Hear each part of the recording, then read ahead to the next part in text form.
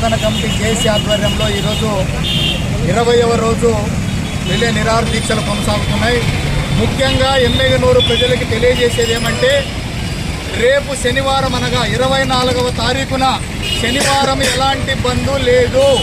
ఇది కేవలము ఎమ్మెగనూరు ప్రజల మనోభావాలను దెబ్బతీయడానికి, ఎమ్మెగనూరు జిల్లా ప్రకటనని దెబ్బతీయడానికి వీళ్ళు చేస్తున్నటువంటి కుట్రలో భాగమే ఇది అని చెప్పి ఈ జేఏసీ తరపు నుంచి మేము డిమాండ్ చేస్తూ ఉన్నాం.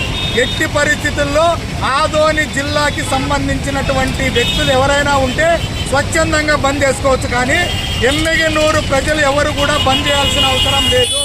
కాబట్టి ఇది అభివృద్ధి కోసం జరుగుతున్నటువంటి పోరాటం ఇది. కాబట్టి ఒకసారి ఆలోచన చేయాలి మనమందరం కూడా. ఎమ్మెగనూరు జిల్లా ఖచ్చితంగా అవుతుంది, దానికి ఎలాంటి బందులు చేయాల్సినటువంటి అవసరం లేదు. ఇది కేవలం రాజకీయ కుట్రల్లో భాగంగానే రేపు శనివారం బంద్ చేయాలని చెప్పి వీళ్ళు డిమాండ్ చేస్తూ ఉన్నారు. ఎలాంటి బంద్ చేయాల్సినటువంటి అవసరం లేదు. బలవంతపు బందులు చేపిస్తే పరిణామాలు తీవ్రంగా ఉంటాయి.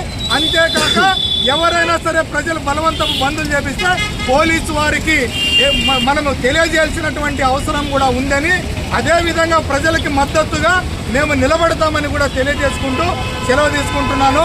పోరాడతాం ఎమ్మెగనూరు జిల్లా చేసేంత వరకు, పోరాడతాం ఎమ్మెగనూరు జిల్లా చేసేంత వరకు, పోరాడతాం ఎమ్మెగనూరు జిల్లా చేసేంత వరకు, పోరాడతాం ఎమ్మెగనూరు జిల్లా చేసేంత వరకు.